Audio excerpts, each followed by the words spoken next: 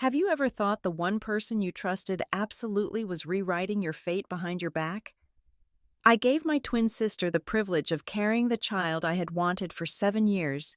I believed it was an act of pure love. Then I discovered my husband had made a choice that did not include me. When the truth surfaced, I realized some betrayals are silent, yet they possess the power to erase you from your own existence. My name is Lila Austin, and if you looked at my life on paper, you would likely see a portrait of modern success that borders on enviable. I am 34 years old, living in a sprawling, glass-fronted house perched on the cliffs of a coastal city in the western United States, where the Pacific Ocean crashes against the rocks with a rhythm that used to soothe me. I have been married for 7 years to Ethan Cole, a man with a smile that can disarm a room and a patience that I once mistook for unconditional support. I work as a senior budget coordinator at Silverline Medical Trust, a private organization where I hold the power to approve or deny funding for massive medical research projects. In my office, I am the one who says yes or no. I am the one who looks at the numbers, evaluates the risks, and signs the checks. I am competent. I am rational. I am in control. But control is a fragile illusion when your own body refuses to cooperate with your deepest desires. For the better part of a decade, my life was measured not in career milestones or holidays, but in ovulation cycles, hormone injections, and the devastating silence of negative pregnancy tests. Infertility is a cold, lonely place to live. It hollows you out. It turns the sight of a stroller in the park into a physical blow to the gut. After 5 years of invasive procedures and failed implantations, the doctors finally gave us the news that feels like a death sentence to a woman who wants nothing more than to be a mother. My uterus was not viable. The hardware was broken.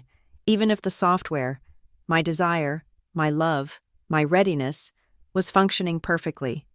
That was when Renee stepped in. Renee Austin is my twin sister. We share the same DNA, the same gray-blue eyes, and the same sharp jawline. But that is where the similarities end. While I chose the quiet power of finance and administration, Renee chose the spotlight of clinical medicine. She is a celebrated obstetrician-gynecologist, a star in her field, the kind of doctor patients send fruit baskets to every Christmas. In our family, Renee is the golden standard. She is the healer. She is the one who brings life into the world, literally, every single day. I remember the night she made the offer. It was a rainy Tuesday in November. We were having dinner at our parents' house, the dining room warm and smelling of roasted chicken and rosemary. The conversation had lulled, and the sound of rain tapping against the window pane filled the silence. Renee placed her fork down, wiped her mouth with a linen napkin, and looked across the table at me, then at Ethan. "I have an idea," she said. Her voice was steady, professional, yet laced with that specific tone of benevolence she used when delivering good news to a patient. She told us she wanted to carry our baby. She called it her duty. She said that as my twin, as a woman who had watched me suffer for 7 years. She could not stand by and do nothing. She had a healthy uterus. She had carried 2 children of her own effortlessly. She knew the medical risks better than anyone because this was her profession. She painted a picture of a perfect solution. It would be my egg, Ethan's sperm, but her body would be the vessel, a temporary home for our child, kept safe by the person I was supposed to trust most in this world. I remember looking at Ethan. I expected him to be hesitant. I expected him to ask me how I felt about watching my sister pregnant with my husband's child. Instead, he crumbled. He reached across the table and grasped Renee's hand, tears welling in his eyes. He told her she was an angel. He said our family was blessed to have her. He looked at her with a reverence that made my chest tighten. Though I told myself it was just gratitude. Of course he was grateful. We were desperate. I agreed. How could I not? To say no would have been selfish. It would have been denying Ethan the fatherhood he craved.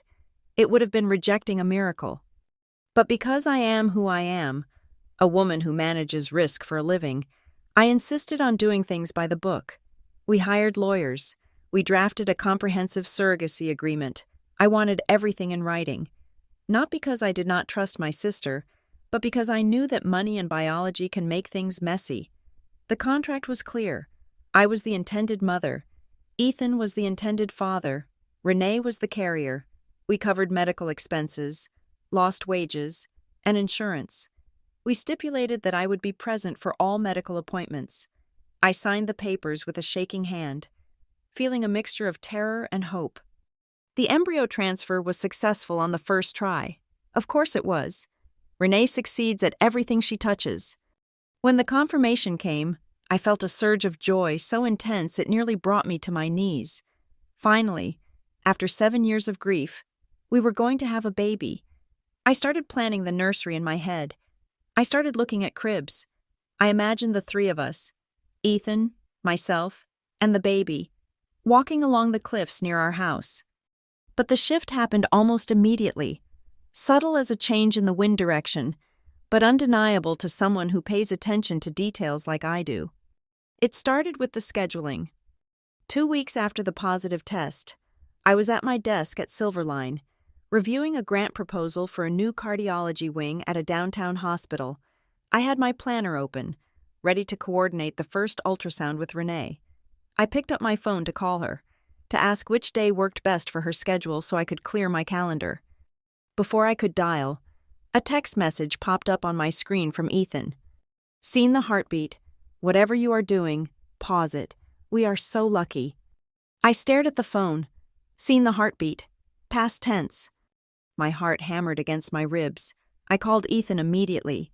He answered on the second ring, his voice breathless and excited.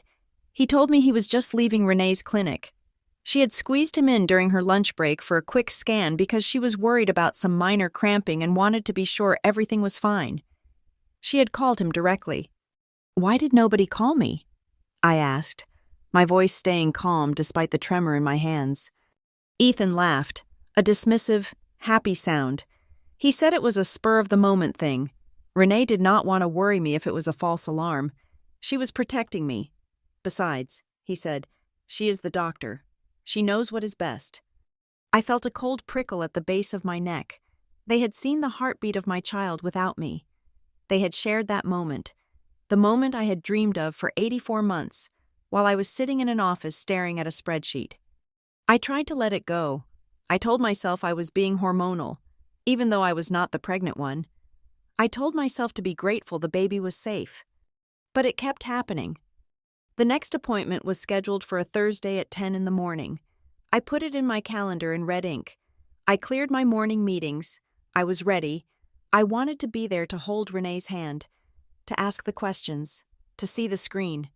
On Wednesday night, at 9 o'clock, Renee called the house line. She spoke to Ethan. I was in the kitchen, loading the dishwasher, listening to his side of the conversation. He was nodding, saying okay, saying that made sense. When he hung up, he told me Renee had moved the appointment. She had a surgery scheduled for Thursday morning, so she shifted her own checkup to a colleague at a specialized high-risk clinic across town. The appointment was now at 8 in the morning on Thursday. "That is fine," I said. "We can make 8 o'clock work." Ethan hesitated. He looked at the floor, then at me. He said Renee thought it might be too crowded in the room. She said the high-risk specialist, a Dr. Vance, was very particular and did not like a chaotic environment. She suggested that maybe just Ethan go this time, since he needed to sign some donor paperwork regarding his genetic history anyway. She said I looked tired lately and should sleep in.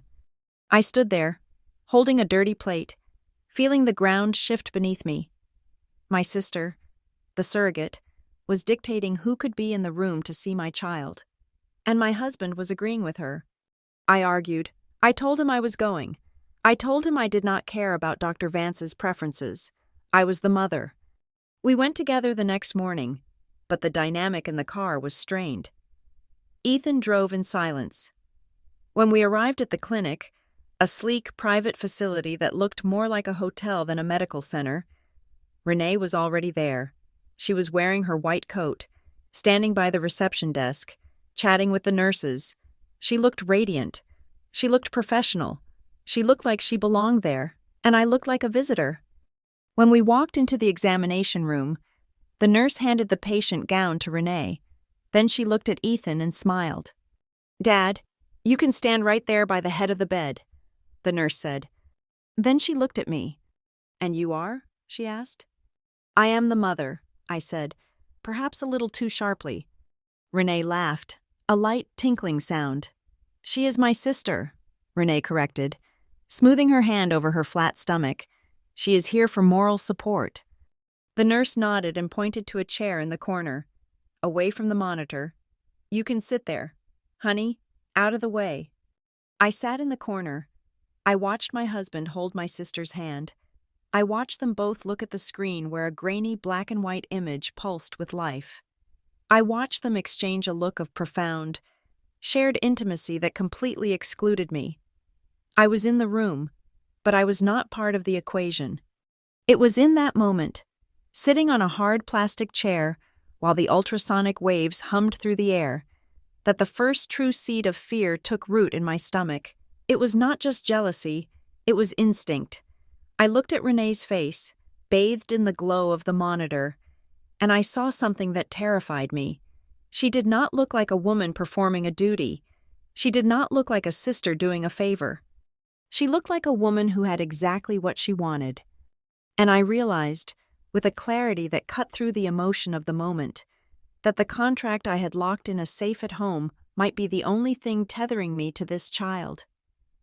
I gripped the armrests of the chair, my knuckles turning white. I needed to be careful. I needed to be smart. Because right now, to the world and to the two people in front of me, I was becoming invisible. The erasure did not happen all at once like a landslide. It happened slowly, like the erosion of a coastline, grain by grain, until I looked down and realized the ground beneath my feet was gone. It began with the phone calls. In the early days of our marriage, my mother would call me 3 times a week to ask about my job, my garden, or what I was planning for dinner. But as Renee's belly began to swell, the phone on my kitchen counter sat silent. Instead, when I visited my parents' house on Sundays, I would find my mother and aunts huddled around Renee on the sofa, treating her like a fragile porcelain doll that contained the secrets of the universe. "How is the nausea?" "Honey," my mother would ask, stroking Renee's hair, "are you eating enough protein? You look pale."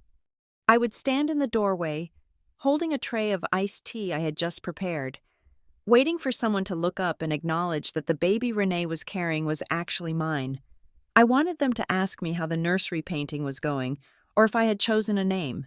Instead, my mother would glance at me and say, "Mila, bring your sister a pillow. Her back is hurting." I became the staff. Renee became the star. Then came the digital performance. I am not a person who lives my life on social media, but Renee thrived on the validation of strangers. She started posting daily updates, a photo of her silhouette against the sunset, a close-up of her hand resting on the curve of her stomach. The captions were masterpieces of ambiguity.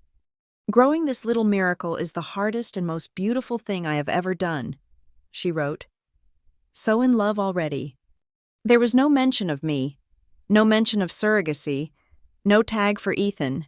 To the casual observer, or even a distant friend, it looked like Renee was embarking on her own journey of motherhood. When I pointed this out to Ethan one evening while he was scrolling through his phone in bed, he frowned. "You are overthinking it, Mila," he said, not looking up from the screen. "She is just excited. Technically, she is growing the baby. Why do you have to police her joy?" I rolled over and stared at the dark wall, feeling a lump of ice form in my chest. Policing her joy? I just wanted to be part of the story. Ethan changed too. It was subtle, masked as concern for the pregnancy, but it felt like a realignment of loyalty. He became obsessed with the metrics of the fetus. He had an app on his phone that tracked the baby's development, and he would recite the stats at breakfast with a beaming smile. "The baby is the size of a bell pepper today," he would say. "The femur length is in the 90th percentile." "How do you know the femur length?" I asked one morning, pausing with my coffee cup halfway to my mouth. "We have not had a scan in 3 weeks." "Oh." "Renee texted me the update from her quick checkup yesterday," he said, biting into his toast. "Yesterday?" I had been at work all day yesterday. My phone had not buzzed once. She just popped in to see a colleague, Ethan said quickly, sensing the shift in my mood. She did not want to disturb you at the office. The excuse was always the same. We did not want to disturb you. We did not want to stress you. It became a mantra used to build a wall between me and my child. This wall solidified when Renee announced she was switching providers. She claimed the original clinic was too clinical, too cold. She wanted to transfer her care to a boutique practice run by an old friend of hers from medical school, a place called The Haven. I looked up The Haven. It was not just a clinic. It was a luxury birthing center that cost 3 times what our insurance covered. When I brought up the budget, because managing the budget is what I do, Ethan waved me off. I will pick up extra shifts, he said. Renee deserves to be comfortable. She is doing us a huge favor. Mila. So we switched, and that was when the administrative door slammed shut. At the old clinic, I was the primary contact on all forms. At the Haven, I was a guest. The first time we went there, the receptionist did not even ask for my ID. She greeted Renee by name, hugged her, and asked Ethan if he wanted a cappuccino. I stood there clutching my purse, feeling like an intruder. I asked to be added to the patient portal so I could view the test results and appointment summaries. The receptionist gave me a tight, pitying smile and said she would have to check with the doctor because of privacy regulations regarding the patient's body. The patient is my sister, I said, my voice rising, and the baby is mine. We will see what we can do, she said. The email invitation never came. I checked my inbox every hour. I checked my spam folder. I checked my trash. Nothing. When I asked Ethan if he had access, he looked guilty for a split second before admitting that Renee had shared her login password with him so he could upload documents. You can just look over my shoulder, he said. It is the same thing. It was not the same thing. Access is power. Information is ownership. By denying me direct access to the medical records, they were turning me into a spectator. I was no longer the mother. I was the financier. The person who paid the bills but was not allowed to see the receipt. The breaking point of this silent exclusion happened 2 months later, at a Thanksgiving dinner hosted by my parents. The house was full of relatives, the air thick with the smell of roasting turkey and sage stuffing. Renee was 6 months pregnant now, her belly prominent and round. She sat in the best armchair, surrounded by cousins who were taking turns feeling the baby kick. I stood by the fireplace, nursing a glass of sparkling water, watching them. My mother walked over to the group, wiping her hands on her apron. She looked at Renee with a teary fondness that she had never directed at me, not even on my wedding day. You know, my mother said, her voice loud enough to carry across the room. Science is amazing, but there is no substitute for the bond of carrying a child.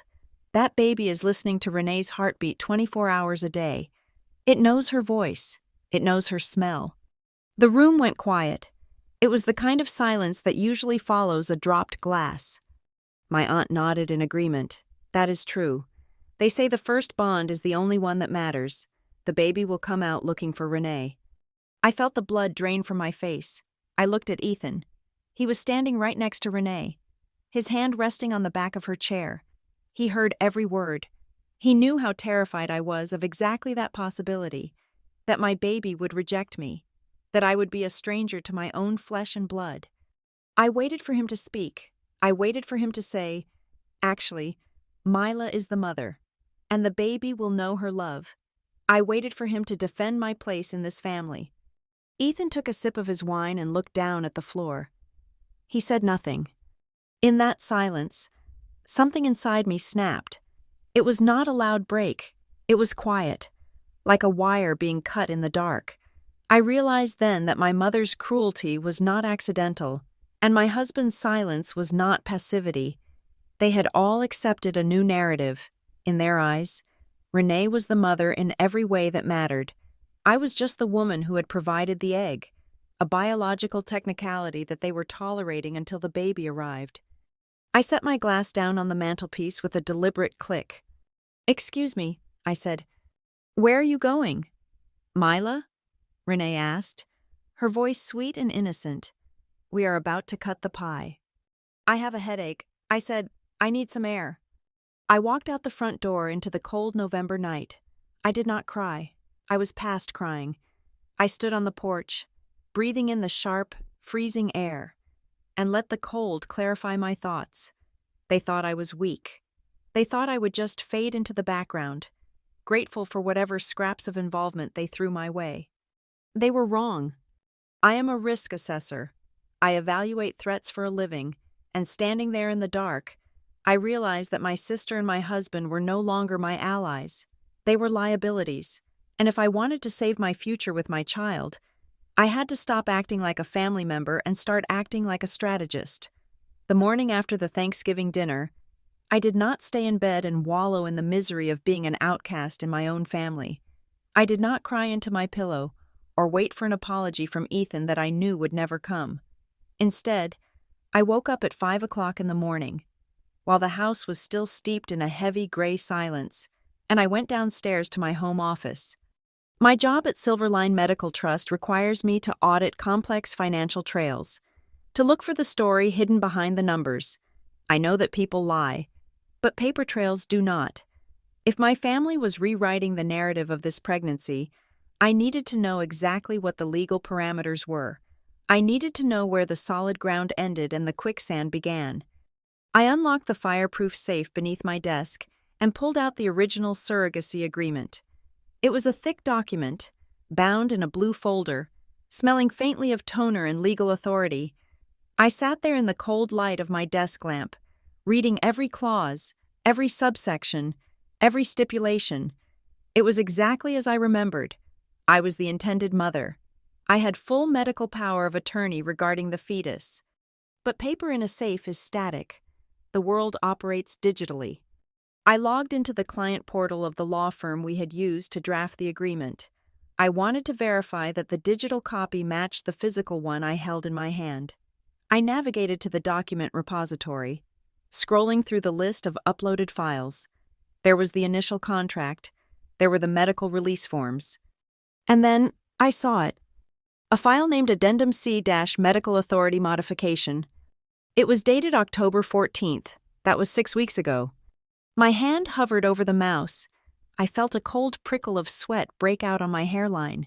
I had never signed an Addendum C. I had never even discussed an Addendum C. I clicked open the file. The legal language was dense, but the meaning was brutally clear. This document modified the original clause regarding medical decision-making. It stated that in the event of any disagreement between the intended parents and the gestational carrier regarding the health, delivery method, or prenatal care of the child, the carrier's decision would be final and binding.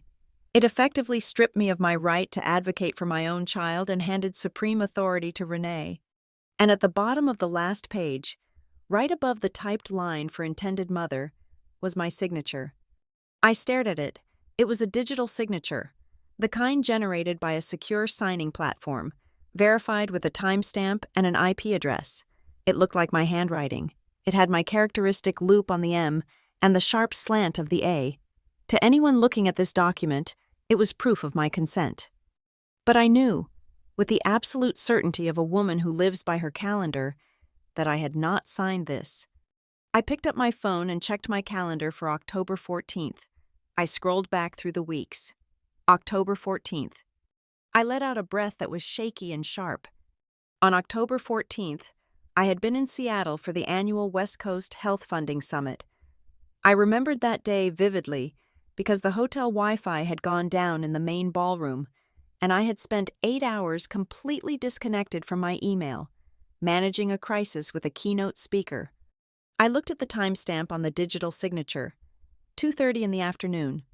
At 2:30 in the afternoon on October 14th, I was standing on a stage in Seattle, handing a microphone to a cardiologist. I was 500 miles away from the computer that had authorized this signature. I picked up the phone and called the law office. It was early, but their automated system allowed me to leave a priority message for our attorney. Mr. Sterling, I did not accuse anyone. I simply asked for the metadata log of the signing session. I needed to know where the signature originated. Then, I turned my attention to the security system. We have cameras installed throughout the main living areas of the house. Ethan insisted on them a year ago after a series of break-ins in the neighborhood. I usually ignored them, but the system stores footage for 90 days on a cloud server. I logged into the security app and filtered the date to October 14th. I watched the timeline scroll.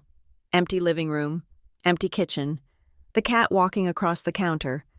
Then, at 2:15 in the afternoon, the back door opened. Renee walked in. She was not using the front door like a guest. She used the key code for the back door, the one Ethan had given her for emergencies. She walked into the kitchen, looking comfortable, looking like she owned the place. She was holding a folder. 2 minutes later, Ethan walked into the frame. He had taken the day off work that day, claiming he had a migraine. In the video, he looked perfectly healthy. He was wearing his running clothes. He poured Renee a glass of water. They stood by the kitchen island, talking. I turned up the volume on my computer speakers, leaning in so close my nose almost touched the screen. "I do not know. Ethan," Renee was saying. Her voice was tinny through the recording, but clear. If she reads it closely, she's going to freak out. She is already so controlling about the appointments. Ethan rubbed the back of his neck. He looked torn. He looked like a man who wanted the path of least resistance. "She is just stressed," Ethan said. He sounded defensive, but not of me. He was defending his own discomfort. "If this helps you feel more secure carrying the baby, then we should do it. But how do we get her to sign it? She reads everything 3 times. Renee smiled. It was a smile I had seen 1,000 times in our childhood, usually right before I got blamed for something she had broken. "You know her passwords," Renee said. "You handle the home network. Just log in as her. The link is in her email. It will take 10 seconds. By the time she notices, the baby will be here, and it won't matter because everyone will be happy." I watched my husband, the man I had vowed to love and cherish, walk over to my laptop, which was sitting on the breakfast bar. I saw him type in my password. I saw him open my email. I saw him click the link from the lawyer. And I saw him click sign. He turned back to Renee. "Done," he said. Renee walked over and hugged him. "You are doing the right thing," she whispered. "We are doing this for the baby. Mila is just too unstable right now to make these calls." I paused the video. I sat in the silence of my office, staring at the frozen image of my husband and my sister embracing in my kitchen, conspiring to steal my legal rights while I was 500 miles away working to secure our financial future. I felt a scream building in my throat, a primal, jagged thing that wanted to tear the house down. I wanted to run upstairs, wake Ethan up, and smash the laptop over his head. I wanted to drive to Renee's clinic and scream the truth in the middle of her waiting room. But I did not scream. I closed my eyes and took a breath. 1, 2, 3. If I confronted them now, they would spin it. Ethan would say he was coerced. Renee would claim it was for the baby's safety. They would gaslight me. They would say I was hysterical, proving exactly the point they had made in that kitchen, that I was too unstable to be a mother. And with that addendum signed, Renee held all the cards. If I fought her openly now, she could bar me from the delivery room legally. She could make medical decisions that excluded me completely. I needed to be smarter than them. I needed to be the cold, calculating professional they claimed I was not. I opened a new folder on my hard drive and named it Tax Documents 2024. A name I knew Ethan would never click on because he found taxes boring. I downloaded the security footage. I saved it to the folder. I saved it to a USB drive. I saved it to a cloud server that Ethan did not know existed. Then I went into my email archives. I found the notification from the digital signing platform, the one I had supposedly seen. It was in the trash folder. Ethan had deleted it immediately after signing. I restored it, took a screenshot of the deletion timestamp, and filed that away too. I was building a dossier. Every text message, every exclusion from an appointment, and now, this fraudulent signature. I was gathering the ammunition for a war they did not even know had started. Upstairs, I heard the floorboards creak. Ethan was waking up. I closed the laptop. I smoothed my hair. I checked my reflection in the dark window. My face was pale, but my eyes were dry. When Ethan walked into the kitchen 10 minutes later, yawning and scratching his chest, I was standing at the counter making coffee. "Good morning," he said, coming over to kiss my cheek. "You are up early." I did not recoil. I let his lips touch my skin, even though the contact made my stomach churn with nausea. "I have a lot of work to catch up on," I said, my voice steady, even, and completely void of emotion. "End-of-year audits are coming up. I need to make sure all the accounts are balanced." Ethan poured himself a mug of coffee, completely oblivious to the fact that the woman standing next to him had just watched him commit a felony. "That is my hard-working girl," he said. He had no idea. He thought he had silenced me. He thought he had managed me. But as I watched him drink his coffee, I knew something he did not. He had not silenced me. He had just given me the weapon I would use to destroy him. Monday morning arrived with a steel-gray sky that perfectly matched the suit I chose to wear. It was a sharp, charcoal blazer with matching trousers, tailored to perfection. I pulled my hair back into a tight, severe bun and applied a shade of lipstick that was a little darker, a little bolder than my usual neutral tone, in the mirror. I did not look like the weeping wife who had been sidelined in an ultrasound room. I looked like Mila Austin, the senior budget coordinator of Silverline Medical Trust, a woman who controlled the flow of millions of dollars into the healthcare system of this city. Ethan was still asleep when I left. I did not leave a note. The time for communication had passed. The time for execution had begun. I arrived at the Silverline headquarters at 8 o'clock. The boardroom was already prepped for the quarterly review, with bottles of sparkling water and thick binders placed at every seat. Today was the day we decided the fate of the annual grants for the upcoming fiscal year. It was a routine meeting for the board members, but for me, it was a battlefield. At 10 o'clock, the heavy oak doors closed, sealing us in. There were 12 people around the table, wealthy donors, retired surgeons, and legal experts. I sat at the right hand of the chairman, Mr. Henderson. We moved through the agenda efficiently. We approved funding for a new pediatric wing at a community clinic. We renewed a research grant for a university oncology program. Then, we reached item number 7 on the docket, Pacific Mercy Hospital. This was Renee's hospital.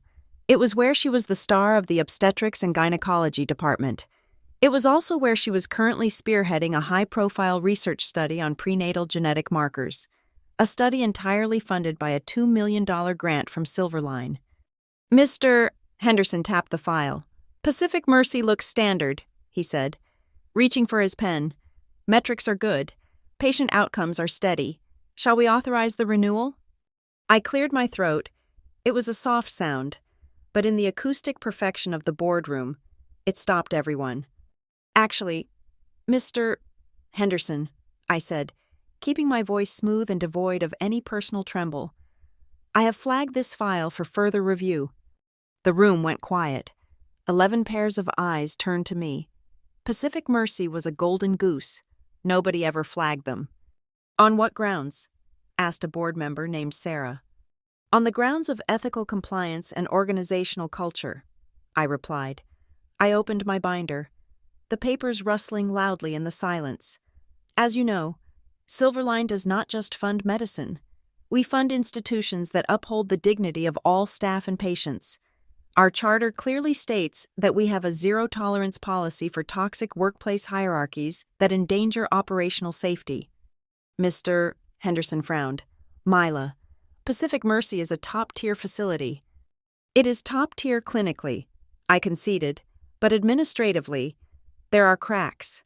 I have reviewed the internal anonymous feedback logs which we mandate as part of our oversight. There is a disturbing trend in the OB/GYN department specifically."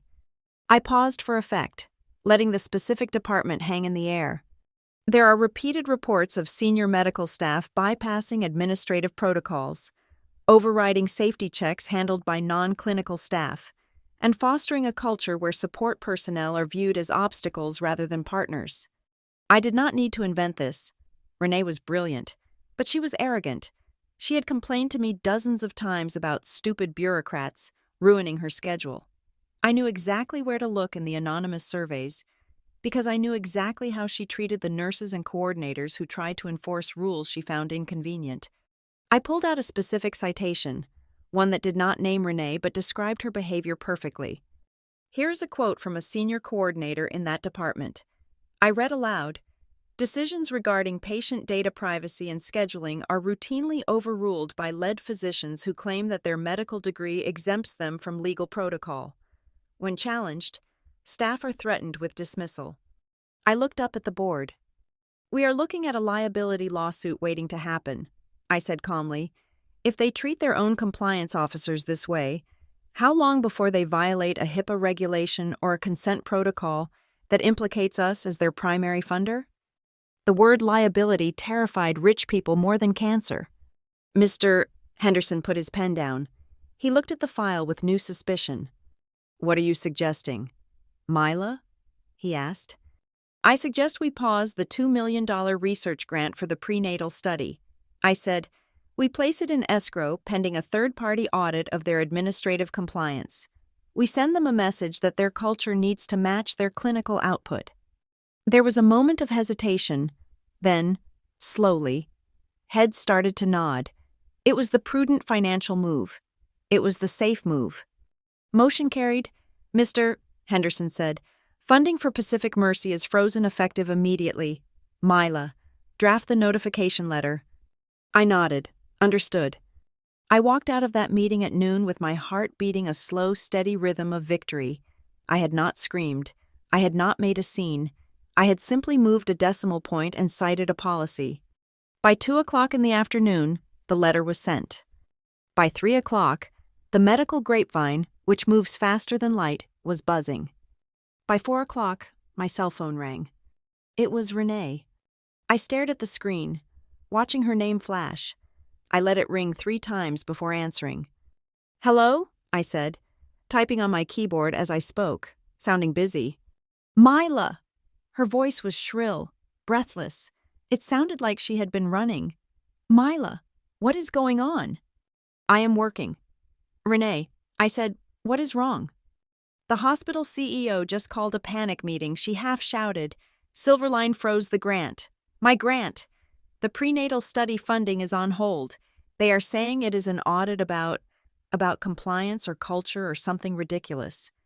"Oh, really?" I said, injecting a tone of mild surprise. "That is unfortunate." "Unfortunate?" "Mila, this is a disaster," Renee screamed. "My name is on that study. If the funding pauses, I lose my research fellows. I lose the publication deadline. The CEO is furious. He is looking for someone to blame."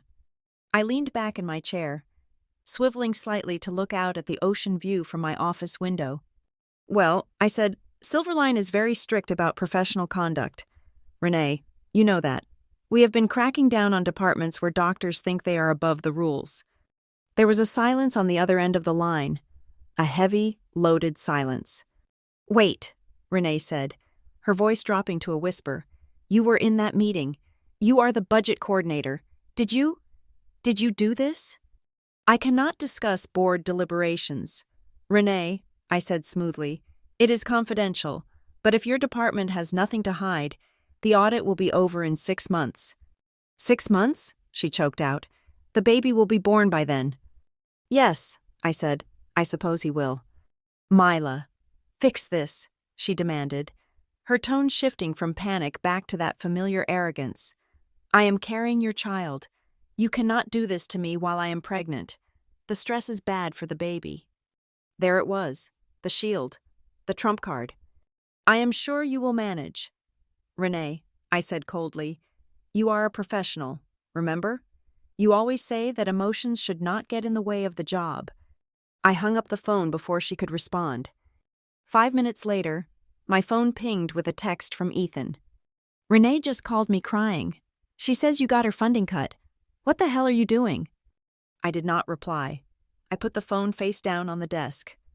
For the first time in months, I did not feel small. I did not feel erased. I felt like the person who signed the checks. Renee had used her body to hold my child hostage. thinking that biology gave her the ultimate leverage. She forgot that in the world we lived in, biology was powerful, but money was absolute. She wanted to play God with my life? Fine. I would play the bank with hers, and I was just getting started. I drove home with the silence of the car wrapping around me like a shield. My phone was vibrating incessantly on the passenger seat. Calls from my mother, texts from my cousins, notifications from the family group chat, but I did not look at it. I knew what was waiting for me. I had thrown a stone into the hornet's nest, and now the swarm was out. When I pulled into the driveway, I saw Renee's car parked next to Ethan's. Of course she was here. My house had ceased to be my sanctuary months ago. It was now the command center for Team Renee. I walked through the front door and found them in the living room. Ethan was pacing by the fireplace, his face flushed. Renee was sitting on the sofa, clutching a box of tissues, her eyes red-rimmed, but her posture rigid with anger. My parents were there too, sitting on the adjacent love seat, looking at me as if I were a stranger who had just broken into their home. "You have a lot of nerve coming back here," Renee spat out the moment I stepped onto the rug. I placed my purse on the console table with deliberate slowness. "I live here, Renee," I said. "You are the guest." "You ruined my study," she screamed. Standing up, she ignored the heaviness of her belly, moving with the frantic energy of someone whose ego had been bruised. "Do you have any idea how hard I worked for that grant? You used your position to attack me personally.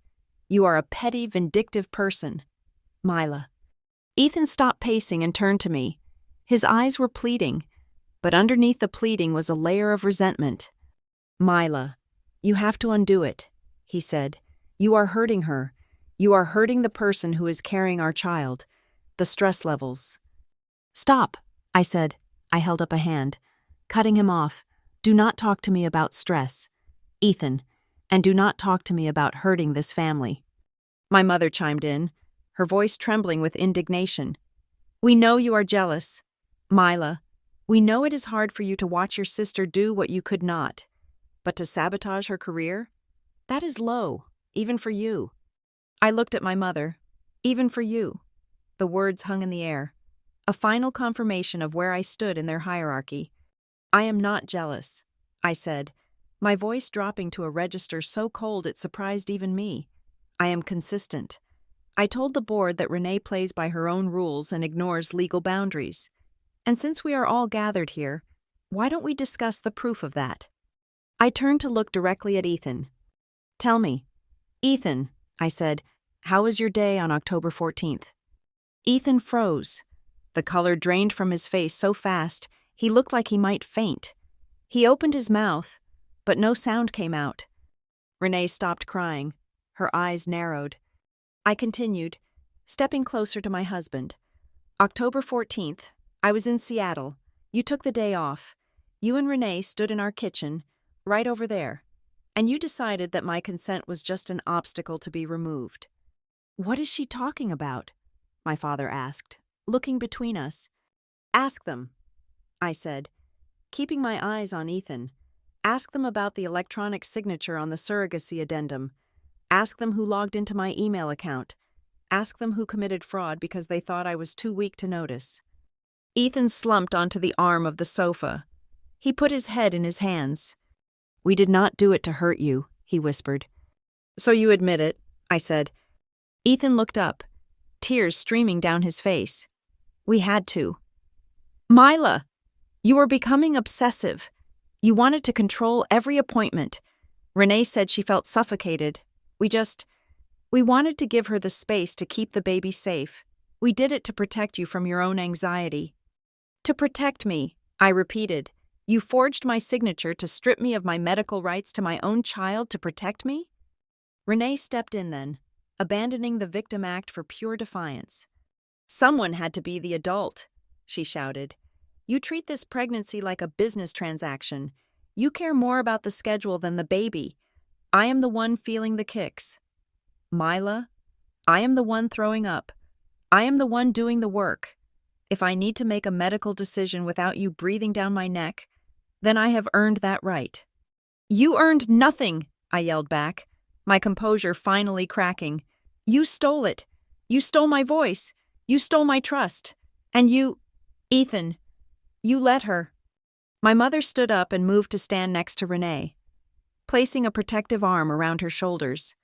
That is enough, Mila, my mother said sharply. Your sister made a judgment call. Maybe it wasn't strictly legal, but her heart was in the right place. She is doing this for you. And look at how you treat her. You are proving exactly why they needed that addendum. You are unstable. I stared at them, my parents, my husband, my twin. They had formed a wall, a solid, impenetrable wall of justification. In their eyes, the crime wasn't the forgery. The crime was my reaction to it. I realized then that there was no winning this argument. There was no apology coming. They had rewritten reality to suit their needs, to them. Renee was the martyr, and I was the monster. I am done, I said, reaching for my purse. I am contacting my lawyer. I am filing for divorce, and I am filing a motion to void that addendum based on fraud. Renee laughed. It was a dry, humorless sound. You can try, she said, but you are too late. I stopped. What? I filed the pre-birth order this morning, Renee said, a smirk touching the corner of her lips. My lawyer submitted it to the court at 9 o'clock. The pre-birth order is the legal document that tells the hospital whose names go on the birth certificate. It is supposed to be a formality, signed by all parties. I did not sign that. I said, You did not have to. Renee said, With the addendum you signed in October, I have the authority to file as the primary medical decision maker, and since Ethan is the biological father and he signed the order with me, she let the sentence trail off, glancing at Ethan. He refused to look at me. I felt the room spin. You filed an order listing who as the parents? I asked, my voice barely a whisper. Renee shrugged. It lists Ethan as the father, and it lists me as the birth mother, with you as the intended guardian. Just until the baby is born. We can sort out the adoption paperwork later, after you have calmed down and proven you are stable enough to co-parent. Adoption. The word hit me like a physical blow.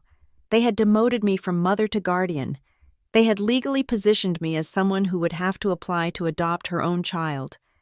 My mother nodded, as if this was a sensible plan. It is for the best. Mila, you need time to get your head straight. I looked at Ethan one last time. He was studying the pattern on the rug. A coward to the bitter end. He had sold me out to keep the peace with Renee.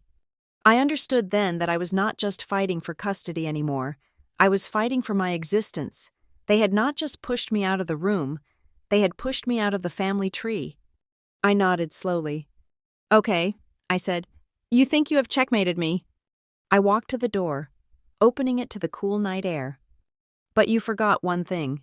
Renee, I said, looking back at her, you forgot that I am the one who keeps the receipts, and you just admitted to fraud in front of 3 witnesses. I slammed the door behind me, shaking not with fear, but with the cold, hard clarity of someone who has nothing left to lose. I got into my car, locked the doors, and screamed. I screamed until my throat burned, and then I put the car in gear. If they wanted a war, I would give them a war, and I would burn their whole perfect little narrative to the ground. I did not sleep that night. I drove straight to a hotel in downtown, booked a room on the 25th floor, and spent the hours between midnight and dawn researching the best family law litigators in the state. I was done with the gentle, collaborative lawyers who prioritized family harmony over legal facts. I needed a mercenary. By 9 o'clock the next morning, I was sitting in the office of Elena Ross. She was a woman who charged $600 an hour and had a reputation for shredding opposing counsel. I did not waste time with tears or emotional backstories. I placed the USB drive containing the security footage on her desk, followed by a printout of my flight itinerary to Seattle, and finally, the screenshot of the deleted email. I need you to stop a pre-birth order, I said, and I need you to do it today. Elena plugged in the drive. She watched the footage of my husband and sister forging my signature in silence. When it finished, she leaned back and looked at me with a sharp, predatory glint in her eyes. This is not just a civil dispute. "Mrs. Austin," she said, "this is criminal fraud. We are going to bury them." We pulled the court filing that Renee had submitted just 24 hours prior. Reading it felt like having the wind knocked out of me physically. On the official request for the birth certificate, the lines for mother and father were neatly filled in with the names Renee Austin and Ethan Cole. My name was there, but not where it belonged. I was relegated to a subsection titled Third-Party Financial Obligor. Financial obligor. That was what I had become to them. I was not the mother. I was not the wife. I was the wallet. I was the entity responsible for paying the hospital bills, the insurance premiums, and the legal fees. But I had no claim to the child itself. The audacity of it was breathtaking. They expected me to pay for the privilege of losing my own baby. We filed an emergency objection and a motion to stay immediately. We attached the video evidence as Exhibit A. We attached the affidavit from the airline confirming I was in the air over Oregon at the exact minute the electronic signature was created as Exhibit B. The court moves slowly for ordinary people, but when you allege that a doctor and a biological father have conspired to defraud the intended mother, the system wakes up fast. By 2:00 in the afternoon, a temporary injunction was issued. The judge ordered a freeze on the pre-birth order and summoned all parties to an emergency hearing to be held in 48 hours. The reaction was instantaneous. Renee did not call me. She knew better than to leave a voicemail that could be used in court. Instead, she went public with a narrative so twisted it made my stomach churn. She posted a photo on social media of herself lying in a hospital bed, likely just a routine checkup room, but framed to look like an emergency admission. The caption was a masterclass in manipulation. "Please pray for us," she wrote. "Under extreme stress due to legal attacks from estranged family members, high blood pressure spike, trying to keep the baby safe from the toxicity." She did not name me. She did not have to. The comments section filled up instantly with well wishes and questions about who would be cruel enough to sue a pregnant woman. Then came the flying monkeys. My aunt called first. "Mila, what are you doing?" she demanded. "Renee is in the hospital. Her blood pressure is through the roof. If she loses this baby because of your lawsuit, it will be murder. Do you hear me? You will be a murderer." I held the phone away from my ear. I am not the one who committed fraud. "Aunt Linda," I said calmly, "if Renee is stressed, it is because she got caught." My father called next. He sounded old and tired, his voice cracking. "Just drop the motion. Mila, please, we can work this out at the kitchen table. You are tearing the family apart. Ethan is a wreck. He says he cannot lose his license over this." I laughed, a harsh sound in the empty hotel room. Ethan is worried about his license? He should have thought about that before he logged into my computer and impersonated me. "He is your husband," my father shouted. "He is an accomplice," I corrected. "And tell Renee that if she does not want legal stress, she should stop filing illegal documents." I hung up and turned off my phone. I could feel the pressure mounting, a heavy, suffocating weight. They were weaponizing the pregnancy against me. They were banking on the fact that I was a good woman, the kind who would sacrifice herself to avoid causing a scene or risking the baby's health. They thought that if they screamed loud enough about the baby's safety, I would retreat. But they had miscalculated. They thought they were dealing with Mila the sister, the pushover. They were now dealing with Mila the plaintiff. I spent the rest of the day in the hotel room, reviewing the files Elena had sent over. The injunction was just a stopgap, to win the war, to truly secure my rights and sever Renee's control. I needed to prove that she was not just a stressed sister making a mistake, but a calculated manipulator who was unfit to make decisions for my child. I needed leverage that had nothing to do with the pregnancy. I needed something that threatened the one thing Renee loved more than control, her reputation. I opened my laptop and logged into a secure server. Years ago, when Renee was first setting up her research grant, the one I had just frozen, she had asked me to help her structure the budget. I had access to her preliminary data, her expense reports, and her allocation spreadsheets. At the time, I had just glanced at them, fixed the formatting, and sent them back. Now, I looked at them with the eyes of an auditor who smells blood. I began to dig. I cross-referenced her travel expenses with her conference dates. I looked at the line items for consulting fees. I compared the dates of her patient trials with the dates on her receipts. It took me 3 hours. When I found it, I sat back in my chair and exhaled. It was small, subtle, and incredibly illegal. Renee had been diverting a percentage of her research funds into a shell company registered under her boyfriend's name. A boyfriend the family did not know about. She was listing it as data processing services, but the company had no employees and no website. It was embezzlement, plain and simple.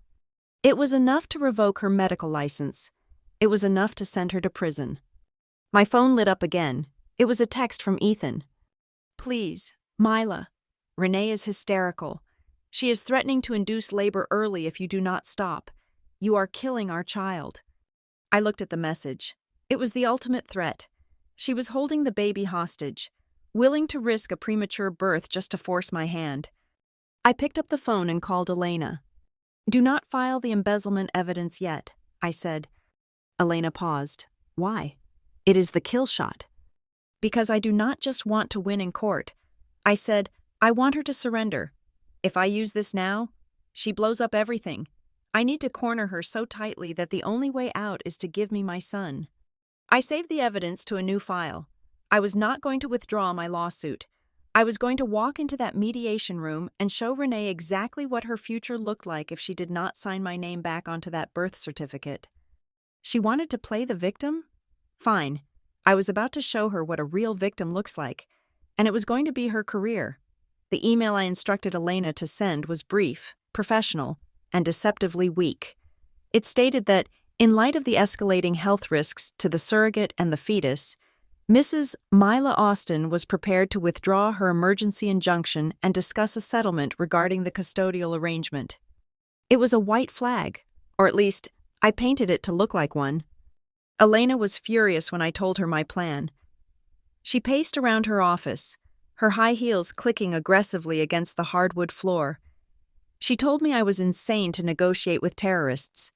She reminded me that we had the video evidence of the forgery, which was a strong hand, but I told her that a strong hand in court could still take months to play out. Judges grant continuances, lawyers file motions. In the meantime, Renee was still pregnant, still holding the ultimate trump card in her uterus, and she had proven she was willing to weaponize the baby's health to get her way. I did not have months. I had 8 weeks before my son was born. I needed a decisive victory, and I needed it now. We scheduled the mediation for Thursday afternoon at a neutral location, a conference room in a high-rise downtown, far away from the emotional gravity of my house or Renee's clinic. I walked in carrying a single slim leather folder. Inside that folder was the evidence of the embezzlement I had uncovered. The bank transfers from Renee's research grant to the shell company registered to her secret boyfriend. It was enough to send her to federal prison for 5 to 10 years. It was enough to strip her of her medical license permanently. It was a nuclear bomb. But I did not put the folder on the table. I kept it in my bag, zippered shut. Renee and Ethan were already there. Renee sat at the head of the table, flanked by her attorney, a man with a shiny suit and a smile that did not reach his eyes. Ethan sat next to her, looking like a man who had not slept in a week. He would not meet my eyes. Renee, however, looked radiant. She was glowing with the smug satisfaction of someone who believes they have forced their opponent to kneel. She rested her hands on top of her belly, tapping her fingers rhythmically. "I am glad you finally came to your senses, Mila," Renee said, skipping the pleasantries. "This stress has been terrible for the baby. I was starting to worry I would have to induce labor early just to protect him from your legal harassment." I sat down slowly, keeping my posture slumped, my shoulders rounded. I needed to look defeated. I needed to look like the broken, infertile sister who had finally accepted her place in the hierarchy. "I do not want to fight anymore," I said, keeping my voice low and trembling slightly. "I just want my son to be safe." Renee exchanged a look with her lawyer. I saw the triumph flash in her eyes. She thought she had broken me. "Good," Renee said. "Then let us talk about the terms." Her lawyer slid a document across the polished mahogany table. I picked it up. It was a list of demands that was so audacious it was almost funny.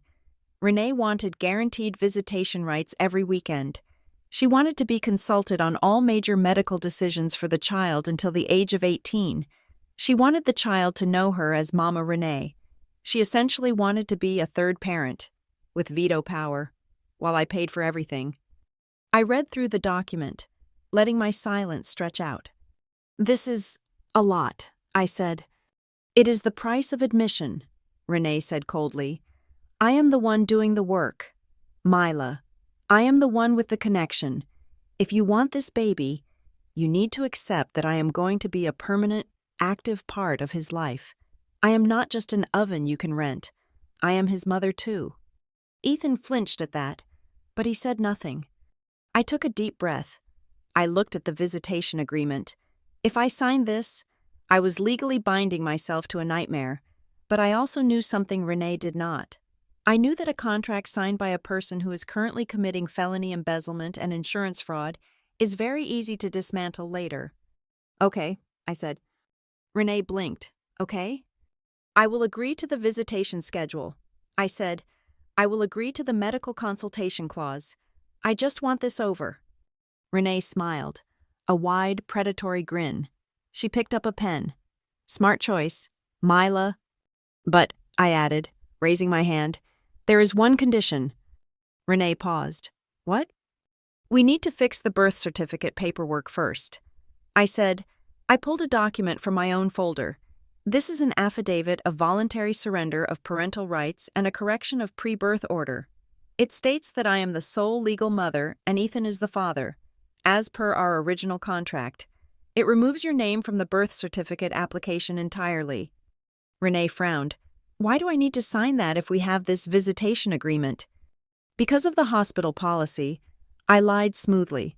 "My lawyer says the hospital will not allow you into the delivery room as a support person if you are listed as the primary patient on the birth record, because of the conflict of interest with the surrogacy status. It is a bureaucratic thing. If you want to be in the room, and if you want this visitation agreement to be valid, the state needs the birth certificate to be clean." I pushed the document toward her. "You sign this, restoring my legal rights as the mother, and I will sign your visitation agreement, granting you the access you want. Quid pro quo." Renee looked at her lawyer. He skimmed the document. It was standard legal boilerplate for surrogacy. He shrugged. "It seems standard," he whispered to her. "As long as she signs the side agreement for visitation, you are protected. The visitation contract overrides the standard surrender." He was a bad lawyer, or maybe he just underestimated how ruthless I had become. Renee looked at me. She saw a woman who had given up. She saw a sister who was desperate to salvage whatever scraps of motherhood she was being offered. She did not see the shark circling beneath the water. "Fine," Renee said. She grabbed the affidavit. I watched the pen touch the paper. I watched the ink flow. I watched her sign her name, Renee Austin, on the line that legally severed her claim to my son. She notarized it. Her lawyer witnessed it. Then she pushed it back to me. "Your turn," she said, tapping the visitation agreement. I took the affidavit. I checked the signature. It was valid. It was done, legally. The moment this document was filed, she was no longer the mother. She was just a gestational carrier. I picked up the pen to sign her visitation agreement. I brought the tip down to the paper. And then I stopped. I looked up at Renee. I looked at the smug satisfaction on her face. And I thought about the shell company. I thought about the Apex Data Solutions account where she had funneled $40,000 of stolen grant money. I signed the visitation agreement. Renee clapped her hands together lightly. "Wonderful. See? That was not so hard. We are going to be one big, happy family." I stood up. I placed the signed affidavit, the one that made me the mother, securely into my bag. I left the visitation agreement on the table. "I will have Elena file these in the morning," I said. I walked toward the door. As I reached for the handle, I turned back to look at them. "Oh, Renee," I said, "one more thing." She looked up, already organizing her purse. "Yes?" "Make sure your accounting is in order for the audit," I said casually. Renee froze. What? The audit at the hospital, I said. I heard they are looking specifically at third-party vendors. Something about a company called Apex Data Solutions? The color drained from Renee's face so completely she looked like a corpse. Her mouth opened, but no sound came out. Her eyes darted to her lawyer, then to me, filled with a sudden, dawning horror. I smiled. It was the first genuine smile I had felt in months. I will see you at the next appointment, I said. I walked out of the room. I had the affidavit. I was the mother again. And the visitation agreement she thought was her safety net? I knew perfectly well that I could nullify it in a heartbeat. All I had to do was drop the file about Apex Data Solutions on the district attorney's desk, and Renee would not be visiting anyone but her lawyer. She thought she had trapped me with a visitation schedule. She had no idea she had just signed her surrender while standing on a trapdoor I was holding the lever to. The summons arrived on a Sunday afternoon, delivered by a process server who looked like he would rather be anywhere else. The emergency hearing regarding the validity of the pre-birth order and the contestation of parental rights was scheduled for Tuesday morning at 9 o'clock. We had less than 48 hours. In the wake of our meeting, Renee had gone into survival mode.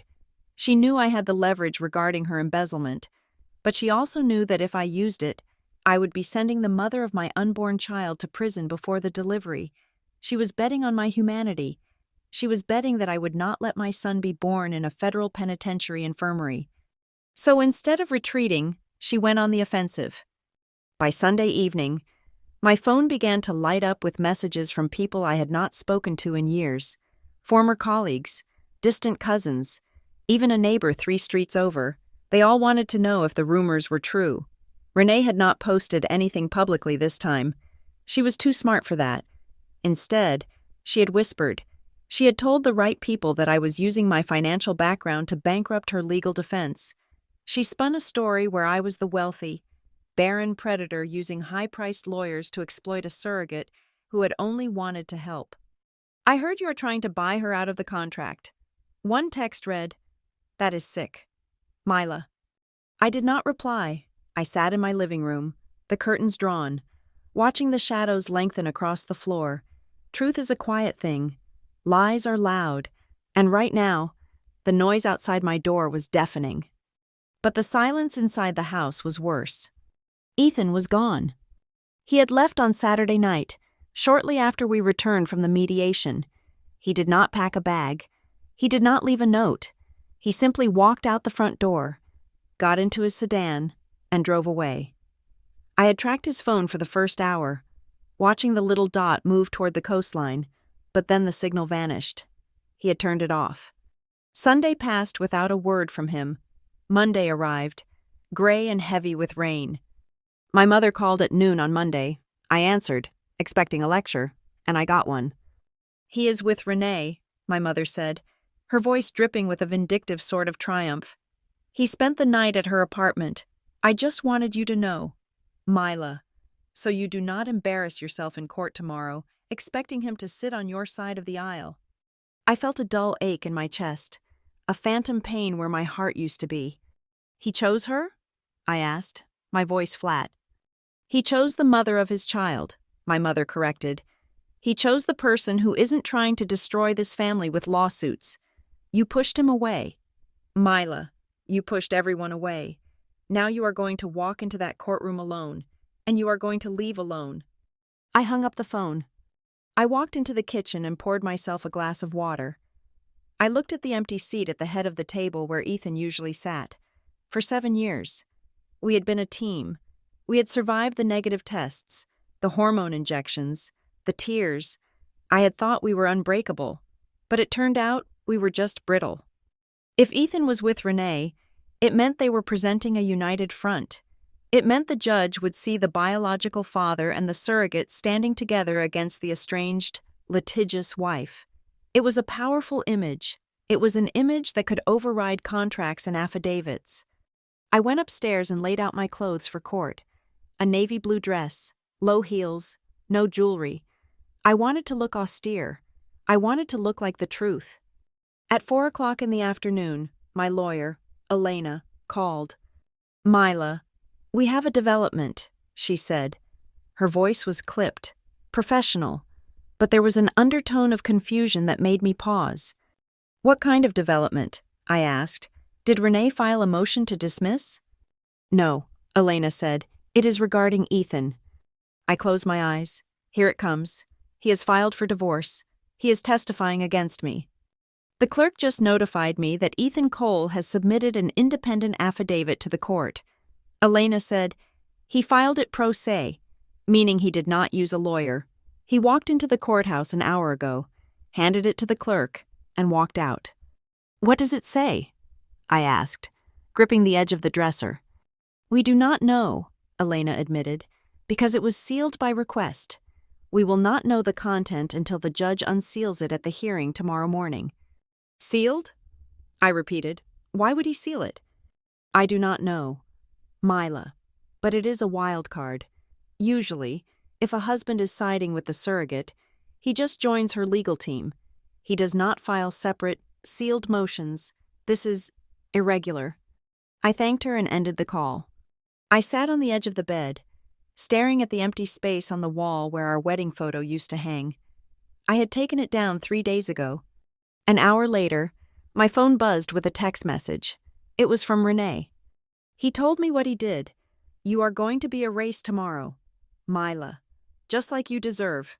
Don't bother coming." I looked at the screen. She was gloating. She was confident. That meant she believed Ethan was firmly in her pocket. She believed that whatever he had filed was the final nail in my coffin. I should have been terrified. I should have been crying. I was about to lose my husband, my sister, my parents, and potentially the child I had spent a decade fighting for. But as the sun went down and the house plunged into darkness, I felt a strange, cold calm settle over me. It was the calm of a person who has already walked through the fire and realized they can no longer be burned. I had the affidavit Renee signed. I had the evidence of her fraud. I had the truth. If Ethan was going to betray me, let him do it to my face. Let him stand in front of a judge and say that he preferred a thief and a liar to his own wife. If that was the man he was, then I did not want him anyway. I turned off my phone. I did not reply to Renee. I did not call my mother. I went downstairs, checked the locks on the doors, and made myself a cup of tea. I sat in the dark, listening to the rain hit the glass, waiting for the morning. I was done begging. I was done negotiating. Tomorrow, the gavel would fall, and I would either walk out as a mother, or I would burn the entire world down behind me. I was ready. The courtroom smelled of floor wax and stale coffee, a scent that I will forever associate with the feeling of my stomach trying to digest itself. I sat at the plaintiff's table alone. Elena was next to me, organizing her files with robotic precision, but emotionally, I was on an island, on the other side of the aisle. Renee sat surrounded by a fortress of support. My mother was there, clutching Renee's hand. My father was leaning in, whispering words of encouragement. Ethan sat at the end of their table, separated from Renee by her lawyer, staring blankly at the wood grain.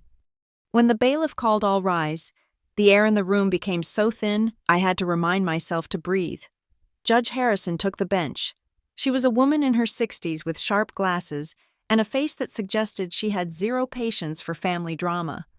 Renee's lawyer stood up first. He was smooth, articulate, and completely infuriating. He painted a picture of a complicated, emotional landscape where strict contract law should not apply. He argued that Renee, as the biological carrier and the genetic aunt, had formed an inseparable bond with the fetus. He spoke about the best interests of the child, a phrase that is usually a legal weapon disguised as a shield.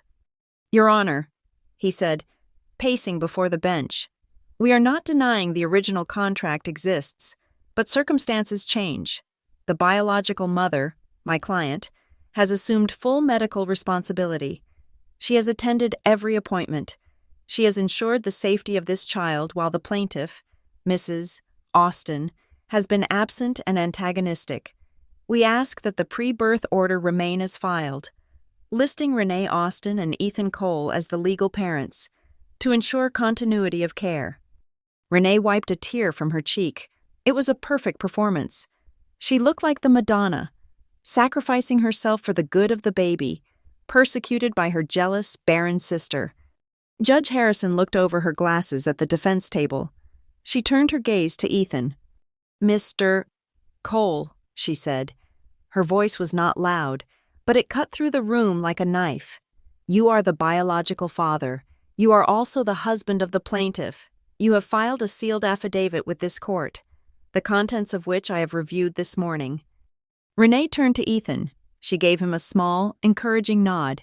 This was the moment she had been gloating about. She thought this sealed document was his formal declaration of war against me. Ethan stood up. He looked terrible. His shirt was wrinkled, and there were dark circles under his eyes that looked like bruises. He gripped the edge of the table so hard his knuckles turned white. "Yes, Your Honor," Ethan said. His voice cracked. He cleared his throat and started again. "Yes, Your Honor." The judge leaned forward. "Do you agree with the motion filed by Ms. Austin's counsel to maintain the current pre-birth order listing you and her as the parents?" The room went silent. I held my breath. I prepared myself for the knife in the back. "No, Your Honor," Ethan said. "I do not." Renee's head snapped toward him so fast I thought I heard her neck crack. Her lawyer froze. "Excuse me?" Renee whispered, loud enough for the front row to hear. Ethan did not look at her. He turned his body slightly, facing the judge, but I could see his profile. He looked like a man who was jumping off a cliff. "I wish to withdraw my name from the joint filing with Renee Austin," Ethan said. His voice gained strength, fueled by a desperate sort of shame. The pre-birth order that was filed on Friday was based on a lie. It was based on the premise that Lila Austin, my wife, had consented to step aside. She did not consent. A murmur rippled through the courtroom. My mother gasped. Ethan continued, the words tumbling out of him now. "I was manipulated, Your Honor, and I allowed myself to be manipulated because I was weak. I was told that if I did not sign the papers, the stress would harm the baby. I was told that my wife was mentally unstable. I was coerced into believing that stripping Lila of her rights was the only way to save our son." "Ethan, stop it!" Renee hissed, grabbing his arm. Ethan yanked his arm away. He turned to look at her, and the look on his face was one of pure revulsion. "I am done, Renee," he said. "I am done with the secrets. I am done with the gaslighting." He turned back to the judge. "Your Honor, on October 14th, I accessed my wife's email account without her permission and forged her signature on a medical addendum. I did this under the direct encouragement of Renee Austin. My wife is not unstable. She is the most competent person I know, and everything she has alleged in her motion, the fraud, the exclusion, the lies, is true." Renee's lawyer jumped up. "Objection! Mr. Cole is clearly under duress." "Sit down, counselor," Judge Harrison barked. She looked at Ethan. "Go on, Mr. Cole." Ethan looked across the aisle at me. For the first time in weeks, he met my eyes. There was no pleading there, only a profound, devastating apology. "I am asking the court to remove my name from any request that excludes Lila," Ethan said. "I am asking that Lila Austin be named the sole legal mother of this child effective immediately. I am unfit to make decisions right now. I broke the law. I betrayed my wife. The only person in this room who has acted with integrity from day one is Lila." Renee made a sound that was half sob, half scream. She slumped back in her chair, her face draining of color. The narrative she had built, the story of the crazy sister and the supportive husband, had just been detonated by the very person she thought she owned. My mother was staring at Ethan with her mouth open. My father had his head in his hands. Judge Harrison looked at Renee. "Ms. Austin, it appears your co-petitioner has just confessed to fraud and withdrawn his support. Do you have any evidence to support your claim to this child that does not rely on the father's testimony?" Renee stammered. I carried him. I am the mother." Lila signed. She agreed to visitation. I stood up. My legs felt steady. My hands were not shaking. "Your Honor," I said, Elena handed me the document from my bag. The defendant is referring to a settlement meeting that occurred 2 days ago. I said, my voice ringing clear in the silence. During that meeting, Renee Austin voluntarily signed an affidavit of voluntary surrender of parental rights. I walked toward the bench. The bailiff took the document from me and handed it to the judge. Renee's eyes went wide. She stood up, knocking her chair over. "That was for the hospital," she shouted. "You said that was just for the hospital policy. You tricked me." I turned to look at her. "I did not trick you, Renee," I said. "I simply presented a document, and you signed it. You were so eager to secure your visitation rights and cover your tracks regarding the audit that you did not read the fine print. You surrendered your rights. It is notarized. It is witnessed by your own attorney." Renee spun around to her lawyer. "You let me sign that?" Her lawyer looked at the document in the judge's hand, then back at Renee. He looked pale. "You said you wanted the visitation agreement," he muttered. "You said the surrender was a formality." Judge Harrison read the document. She looked up. "This affidavit appears to be in order," the judge said. "It is dated 48 hours ago. It explicitly waives all claims of parentage by Renee Austin in favor of the intended mother, Lila Austin." The judge set the paper down and looked at Renee with a gaze that could freeze water. "Ms. Austin, you cannot claim to be the mother in my courtroom on Tuesday when you signed a legal document on Sunday stating you are not. You have attempted to manipulate the court. You have allegedly conspired to commit fraud with Mr. Cole, and you have wasted the court's time." Renee collapsed back into her chair. She looked at my parents, but they were not looking at her. They were looking at me. They were looking at the daughter they had cast aside, the daughter who had just outmaneuvered every single one of them without raising her voice. Judge Harrison banged her gavel. "The pre-birth order listing Renee Austin is hereby vacated. The court recognizes the original gestational carrier agreement. Lila Austin is the sole legal mother of the unborn child.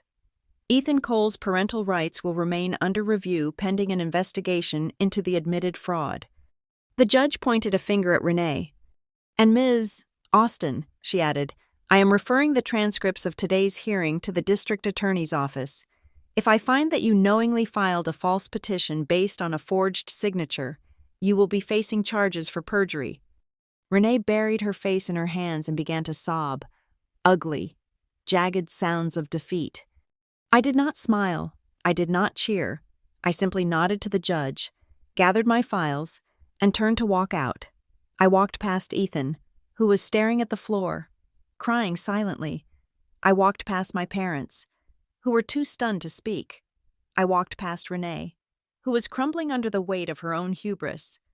I walked out of the courtroom and into the hallway, where the air was cool and breathable. I was the mother. It was done. But as I stood there, I realized that winning did not feel like happiness. It felt like survival. And I still had one more card to play to ensure that Renee never, ever tried to come back from this. The aftermath of a hurricane is often more unsettling than the storm itself. The wind stops howling, the rain stops beating against the glass, and you are left standing in the silence, surveying the wreckage to see what can be salvaged and what is gone forever. When I walked out of that courthouse, I did not feel a surge of endorphins. I did not feel the urge to pop champagne. I felt a heavy, exhausting sense of relief, the kind that settles into your bones after you have been holding a ceiling up with your bare hands for months. The legal resolution was swift and brutal. Judge Harrison issued a permanent order affirming my status as the sole legal mother. The fraudulent pre-birth order was expunged from the record, treated as if it had never existed. Because of Ethan's confession and the evidence of the forged signature, the judge also referred Renee to the state medical board for an ethics review. Perjury is a crime, but using a medical license to facilitate fraud is a career ender. I stood by the elevators, clutching the certified court order to my chest. It was just a piece of paper, but it was the shield that would protect my son. Renee came out of the courtroom 5 minutes later.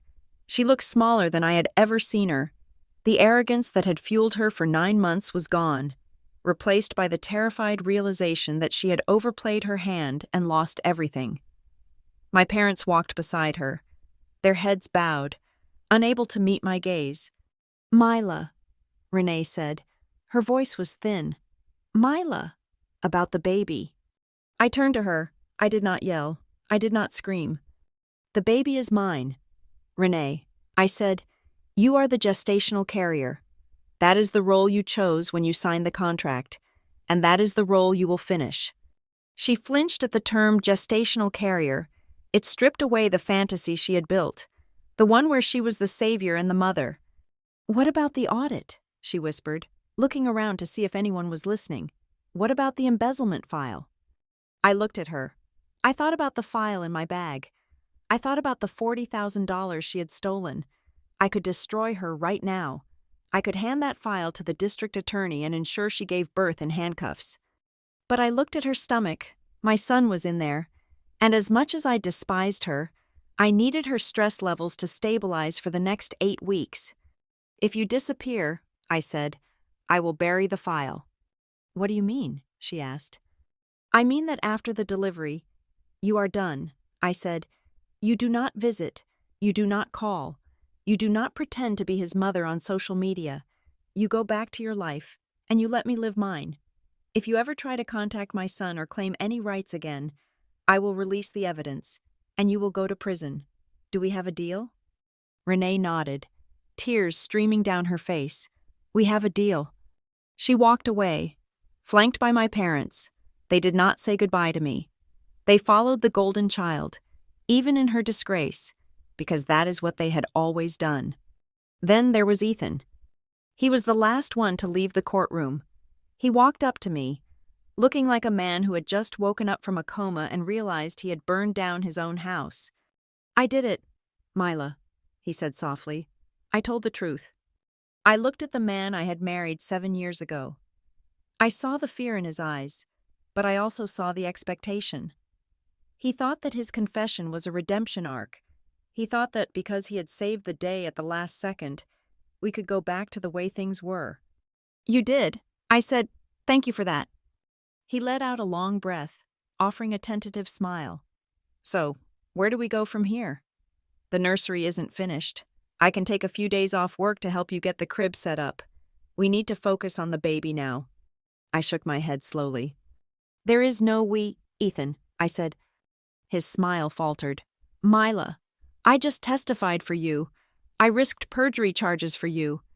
You testified because you knew I had the video evidence and you were trying to minimize your own sentence." I said, "You did not do it for me. You did it to save your own skin. And even if you had done it for me, it does not erase the fact that you logged into my computer, stole my identity, and tried to give my child to my sister." "But I fixed it," he pleaded. "You cannot fix trust. Ethan," I said, "it is like a mirror. You can glue it back together, but I will always see the crack. And I do not want to look at my son and see the man who tried to take him away from me." I reached into my bag and pulled out a second envelope. I had prepared it the same night I hired Elena. "These are divorce papers," I said, handing them to him. "My lawyer will be in touch regarding the settlement. Since you admitted to fraud in open court, I doubt you will want to contest the terms." Ethan took the envelope. He looked at me with a devastation that was absolute. "Mila, please, I love you." I looked at him, and I felt nothing. The anger was gone. The love was gone. There was only a vast, cool indifference. "I know," I said, "but love was not enough to stop you from betraying me. Goodbye, Ethan." I turned and walked toward the exit. I walked out into the sunlight of the city, alone. The next 2 months were quiet. I hired a private doula and a new obstetrician. I communicated with Renee only through lawyers. When the labor started, I was at the hospital. I stood in the delivery room, not as a spectator, but as the mother. When my son was born, the room was silent except for his first, sharp cry. The nurse cleaned him off and wrapped him in a blanket. She did not look at Renee. She walked straight to me. "Here is your son, Mrs. Austin," she said. I took him in my arms. He was heavy and warm, and he smelled like iron and new life. I looked down at his face, his eyes squeezed shut against the harsh lights, his tiny hands grasping at the air. I looked over at the bed. Renee was watching us. Her eyes were empty. She had done her job. The transaction was complete. I did not feel a surge of triumph over her. I did not feel the need to gloat. I simply turned my back to her and focused on the child in my arms. I named him Julian. 6 months later, I sat on the deck of my house, watching the sun dip below the horizon line of the ocean. Julian was asleep in his bassinet beside me, his chest rising and falling in a steady rhythm. The house was quiet. There was no husband laughing in the kitchen. There were no family dinners with my parents. My phone number had changed. I was estranged from everyone I had once called family. Some people might look at my life and see a tragedy. They might see a woman who is alone, a single mother who burned every bridge she ever crossed. But they would be wrong. I looked down at Julian. He stirred in his sleep, his hand reaching out and grabbing my finger. He held on tight. I did not win because I wanted revenge. I did not fight because I hated them. I fought because they tried to write me out of my own life. They tried to turn me into a footnote in the story of my own son. I took a sip of my tea and breathed in the salt air. I am not a footnote. I am the author. And as I watched my son sleep, I knew that the silence around us was not loneliness. It was peace. It was the sound of a story that finally belonged to me. Thank you so much for listening to this story. I would love to know where you are tuning in from. So please drop a comment below and let me know your location and your thoughts on Mila's decision. If you enjoyed this story, please subscribe to the Lila Revenge Stories channel, like this video, and hit the hype button to help this story get heard by more people.